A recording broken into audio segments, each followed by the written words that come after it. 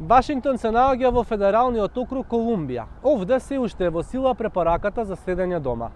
Но на само неколку километри на север во Мериленд или пак на југ во Вирџинија важат сосема поинакви правила. Таму од вчера се отворени најголем дел од рестораните, продавниците, берберниците.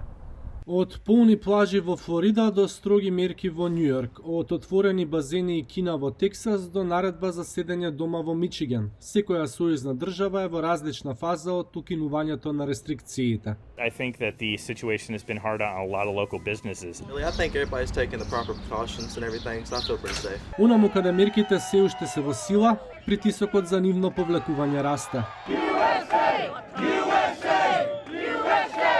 Во повеќе држави има и протести. We're here because we're Americans and we were born free and they're taking our freedom and liberty away. We had forefathers that bled on our soil and we're here for them to keep our freedom that they fought for us.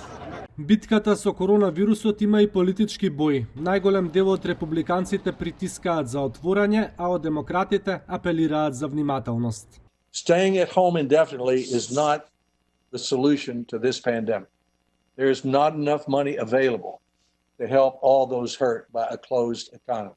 The president is in such an ironic position. He's desperate that we get back to work and that we resume normality, and he refuses to enact the best way to make that happen, ample testing. Председателот остави гувернерите да донесат поединечни мерки за своите држави, како и што налага уставот, но работите се покомплицирани. И окрузите, односно општините, имаат ингеренции да одредат дали ќе ги послушаат. Така, дури и во иста сојузна држава има делови кои се отворени и кои се затворени. Доналд Трамп неодамна изјави дека ова е најтешката одлука во неговиот мандат, кога е најдобро време за отворање на економијата.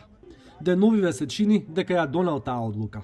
We will have a great time in Pennsylvania. It's a tremendous state. They ought to start thinking about opening it up. You have a lot of people want their freedom and they'll get their freedom very soon. Експертите пак предупредуваат, не смее да се брза. Клучот за отворање на вратата е тестирање, следење, третирање и социјално дистанцирање. If some areas, cities, states or what have you jump over those various checkpoints and prematurely open up without having the capability of being able to respond effectively and efficiently, my concern is that we will start to see little spikes that might turn into outbreaks.